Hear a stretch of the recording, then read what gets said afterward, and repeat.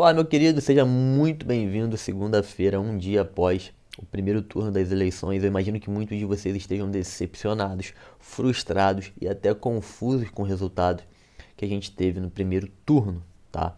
É um pouco melhor a nível legislativo, um pouco pior a nível executivo, mas vamos trocar uma ideia sobre exatamente o que nos mostrou esse primeiro turno, o que nos trouxe de bom, o que nos trouxe de ruim, quais são as possíveis estratégias que nós podemos ter e que Bolsonaro pode ter no segundo turno para reverter essa situação e quais são as possíveis dificuldades que serão enfrentadas, os candidatos que ficaram em terceiro, quarto, quinto, esses votos vão para quem?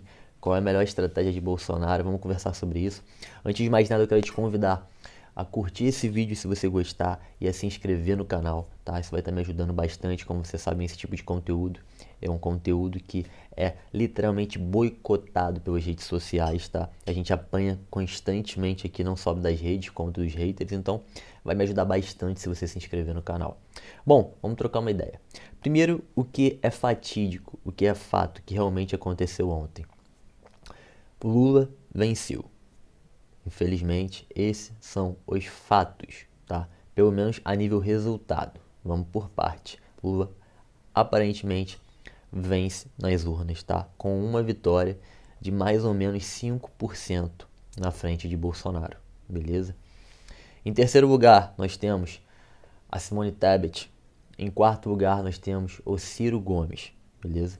Esses são os 4 candidatos significativos dessas eleições a nível quantidade de votos. Bom, primeira pergunta que vocês estão fazendo muito, eu preciso falar sobre isso. Houve fraude? Não houve fraude? O que está acontecendo exatamente? Gente, eu não vou aqui assinar um atestado de confiabilidade para o TSE, porque nenhum órgão público brasileiro é integralmente confiável. O TSE cometeu diversos erros de logística, de organização. O TSE simplesmente impediu, embargou uma possibilidade, né, de autoria para os votos nessas eleições. Então tudo isso são atitudes nebulosas, atitudes ruins, mas eu também não tenho provas concretas aqui para poder garantir, né, que houveram fraudes, tá? Eu tenho percepções, como a percepção de que, por exemplo, a incoerência mineira. Em Minas Gerais foi eleito o Nicolas Ferreira como deputado federal mais votado da história de Minas Gerais e do Brasil, que é um deputado bolsonarista, e ao mesmo tempo elegeu Romeu Zema no primeiro turno. E, aliado a isso, também elegeram Lula, porque Lula ganhou, né? Ele teve a maioria dos votos de Minas Gerais. Olha que situação estranha, olha que incoerência. Como é que um sujeito vota no Nicolas Ferreira, vota no Romeu Zema e vota no Lula, tá? E eu tenho como falar isso para vocês porque existe um conjunto de interseção de votos que me garantem que muitos eleitores votaram dessa forma em Minas. Isso mostra pra gente, no mínimo, que o eleitor mediano ainda é muito perdido ideologicamente, moralmente, economicamente e politicamente, tá bom? Bom, mas mesmo com todas essas percepções, eu não tenho como aqui alegar uma possível fraude, certo? Então vamos adiante, até por questões legais. Você sabe muito bem que se eu chegar aqui falando que foi fraude com todas as letras, ou se eu chegar aqui falando que eu posso garantir que teve fraude sem que eu apresente nenhuma prova, eu provavelmente vou perder a minha conta aqui nas redes sociais e posso até ter que responder legalmente. Beleza? O STF já falou sobre isso, já puniu alguns criadores de conteúdo.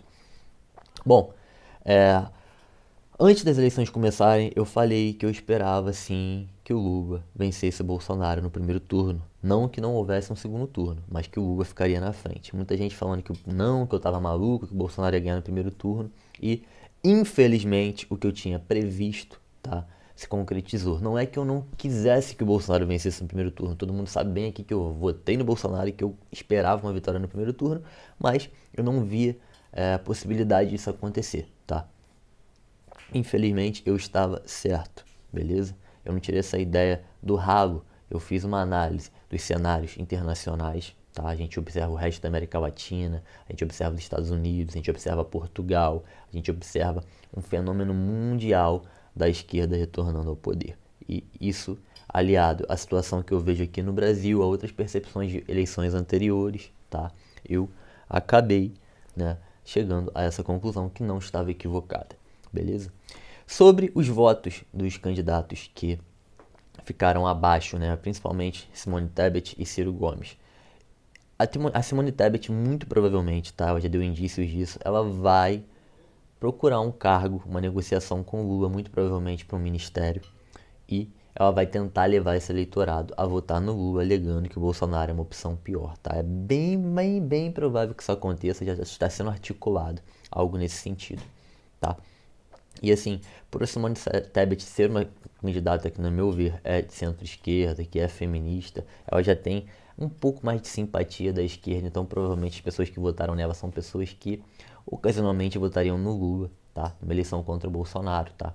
Inclusive por ela também presidir uma CPI que serviu basicamente para desmoralizar o Bolsonaro de alguma forma durante a pandemia. Os votos do Ciro Gomes. Eu sei que o Ciro Gomes está batendo muito no Lula, eu sei que o Ciro Gomes ele fez uma campanha basicamente de agressão ao Lula, mas é importante que a gente lembre. Ciro Gomes está ressentido porque em 2018 ele gostaria de ter tido o apoio do Lula para as eleições. Ele queria ele ser o candidato do Lula, ele não foi. Então ele trouxe uma vingança para essas eleições, tá? Ele está amargurado por não ter sido candidato do Lula e ele é essencialmente um candidato de esquerda, tá? Um candidato autoritário de esquerda, como sempre foi, tá? E isso não vai mudar. Inclusive, a grande maioria dos eleitores de Ciro Gomes, as pessoas que votam no Ciro Gomes, são esquerdistas que dificilmente votariam no Bolsonaro. Então, eu não acho que a maioria dos eleitores do Ciro Gomes também vão votar no Bolsonaro. Beleza, tendo isso em vista, então, Marcelo, qual é a saída? Como é que a gente pode virar isso? Como é que o Bolsonaro pode ganhar do Lula no segundo turno? Gente, nós tivemos mais de 20 milhões de abstenções. Mais de 20 milhões de pessoas não foram votar. E é nesses 20 milhões que encontram-se pessoas que não gostam do Lula. Encontram-se pessoas que preferem o Bolsonaro ao Lula. Mesmo não gostando do Bolsonaro, entendem que ele é uma melhor opção do que o Lula, tá? Então, um trabalho eficaz que o Bolsonaro provavelmente vai fazer e deve fazer nesse segundo turno é fazer com que esses 20 milhões de abstenções, pelo menos grande quantidade, vá votar, tá bom? Porque esses 20 milhões, eles representam uma porcentagem significativa, gente.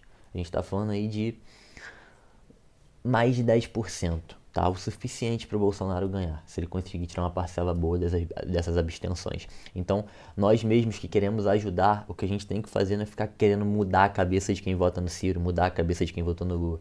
A gente precisa, essencialmente, convencer quem não foi votar a votar, porque essa é a estratégia da virada, essa é a estratégia de uma possível vitória do Bolsonaro e uma possível derrota do Lula. Se a gente quer derrotar o Lula, a gente tem que convencer essas pessoas que não foram votar. Essa é a saída, tá? Não existe outra saída. Não é inteligente ficar tentando caçar voto da Simone, caçar voto do Ciro, mudar a cabeça de quem votou no Lula, porque isso aí é muito difícil de acontecer. É muita energia e a gente tem um pequeno período de tempo até as eleições. Agora, vamos falar de coisas boas, vamos falar de pontos positivos. A gente teve uma das melhores eleições para o Legislativo da história, tá? A gente teve mais não, se não me engano, 10 senadores que eram aliados ao Bolsonaro, 10 senadores de direita eleitos, tá? E um senador que também faz oposição ao Bolsonaro, mas também faz oposição ao Lula, que é o Sérgio Moro, eleito também. Então a gente teve Sérgio Moro eleito no Paraná para senador, a gente teve a Damares eleita para senadora no Distrito Federal, a gente teve o Mourão, ex-vice-presidente, eleito para senador no Rio Grande do Sul, tá? Tem um no Espírito Santo também que eu não me recordo o nome agora. Tem uma grande quantidade de senadores aí aliados ao governo que foi eleito. O Daniel Silveira não foi eleito a senador no Rio de Janeiro, acabou indo o Romário, é uma pena, mas de qualquer forma também não é um inimigo do Bolsonaro. O ponto-chave aqui é o seguinte, gente. Quem pode fiscalizar o STF, quem pode punir o STF, quem pode até, quem sabe, destituir o ministro do STF é o Senado. São os senadores. Não adianta pedir para o Executivo, para o Bolsonaro, para os deputados federais. Quem pode fiscalizar, punir ou destituir algum ministro do STF é justamente o Senado, tá? O Senado é que tem essa garantia de investigar né, e questionar o STF. É importante que a gente saiba disso, porque isso demonstra pra gente o quão importante foi essa eleição para Senado. E assim, o Congresso também, tá? A gente teve o Congresso, desculpa, a Câmara também, tá? A gente teve Carolina Detone, a candidata mulher mais votada da história de Santa Catarina. Nicolas Ferreira, candidato mais votado da história de Minas Gerais, tá? A nível estadual, a gente tem Ana Campanholo como a deputada estadual mais votada de Santa Catarina também. A gente teve também no Rio Grande do Sul, Marcel Van Hatten também ganhando com uma boa quantidade de votos. A gente teve também o Kim Kataguiri eleito com uma ótima quantidade de votos. E assim, eu sei que muitos daqui não gostam do Kim Kataguiri, por ele ser do MBL e tudo mais, mas é um dos caras fortes na oposição ao PT. E ele vai ser útil numa possível eleição do Lula. Ele vai ser bem útil. Então assim, eu estou mostrando para vocês que existe um panorama muito forte, tá? Mesmo na direita que briga com a própria direita, existem uma maior quantidade, né, do que esquerdistas. Então a gente está montando um congresso muito forte.